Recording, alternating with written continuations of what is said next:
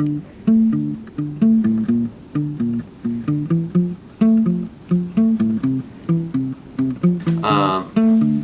I'm John Barrett. I'm a musician out of Shrewsbury, Massachusetts, currently living in New York City. I've been recording and producing my own original music for the past 3 or 4 years, but I just hope to spread positivity throughout the world with the music that I create.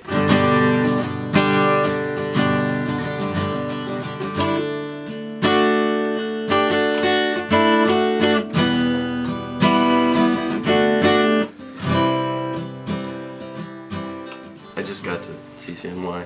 I wanted to pursue a program at CCNY. It's called the Sonic Arts Center, which is basically a music production program in the school.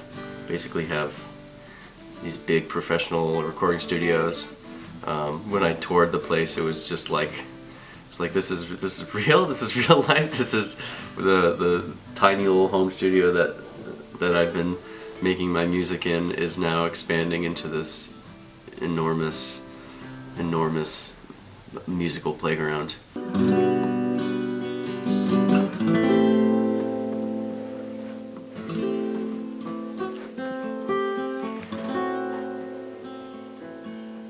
I started doing music when I was very young. I remember Mom was telling me that she always knew if I was in a good mood, if I was wandering around the house humming something, but she also says she never recognized the tune.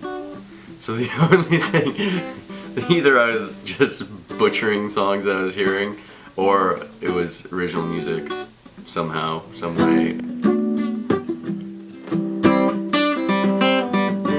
The reason why I picked it up again was sort of because I had these tunes in my head, I suppose. I mean, the tunes from back when I was 6 or whatever. And I needed a sort of medium, a sort of bass line that I could start to sing over. And the first songs that I started writing were horrible. Well, they were very immature, and I mean, they were me exploring. I started to record them basically on voice memos, just like slapping the record button and just playing my heart out and singing my heart out. And then I started to use GarageBand to sort of, because I was always hearing a rock band backing it, but then it sort of started to evolve, started to work with more professional software and get microphones set up. And the first recordings I made there were absolutely horrible, absolutely atrocious, but they slowly started to get more palatable, and to the point where I now just finished my third album that's going to be on Spotify and iTunes and all that, and I'm very proud of that, and I think it sort of it's a bit of a time capsule.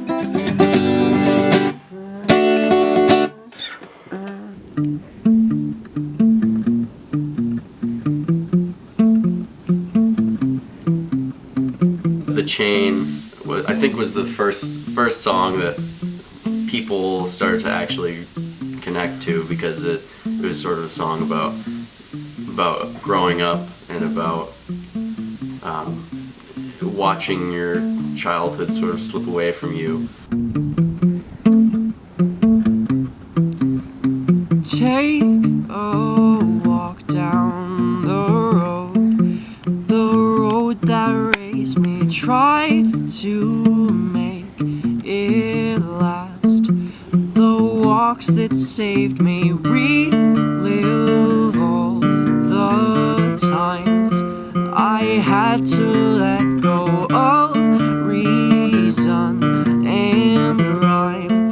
Hide from commotion. I don't exactly understand everything that I'm writing about, because what I found is that, especially with songs like The Chain, is I wrote it about 3 years ago, and then I lived it.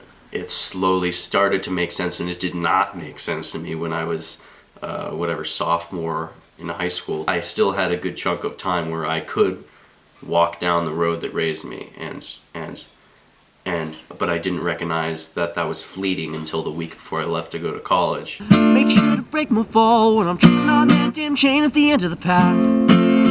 Just in case I can't go through with the deal with the devil. Life isn't fair, it isn't level.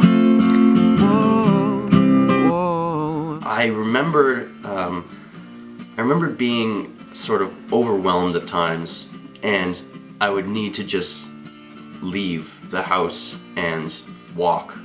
I just walked down the road. I would walk to the back path of my elementary school, and that was the path that my mom every single day would walk me down to get to school. I would always walk to school even in the middle of winter, and there was this chain that hung across the beginning of the path.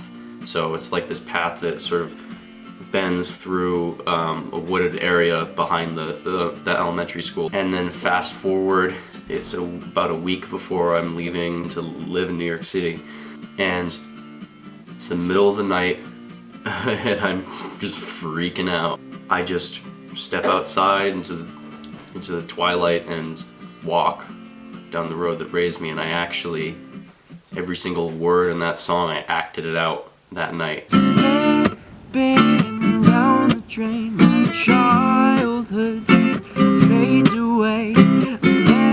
Memories come and go, they leave for me some room to grow.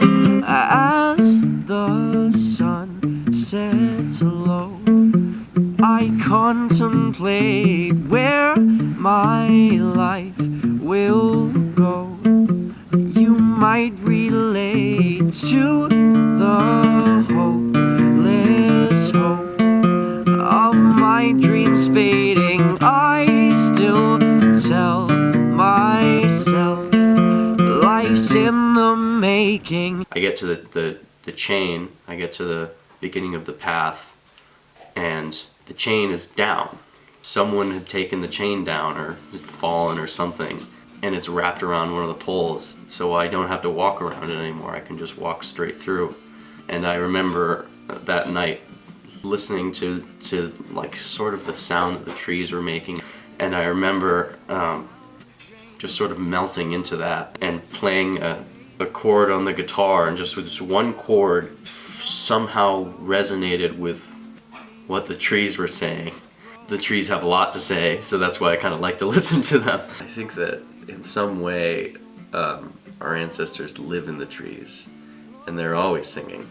I think our job isn't to create the harmony, but to sort of join it. Because the future is too far away to think about. My thoughts exist right in the here and now, and I am living in the current moment, and I need to get myself together, own it. These people made me what I am now. I was lost, but now I have been found, and I hate to see all of you go, but I want to let you all know you're going on to do great things. That's why I stand here and sing. Good luck to you and all your friends. That's all that matters in the end. I went to the Apollo Theater the other week. They had the audience participate by like clapping their hands or all chanting the same thing at the same time. When 1,000 people do that at the same time, it's so much louder and so much more powerful than if you're just sitting there doing it by yourself. And that is one of the most fundamental things. It shows how much we're social creatures, and I think music is the perfect way to bring people together and to showcase that ability to be powerful as sort of one unit.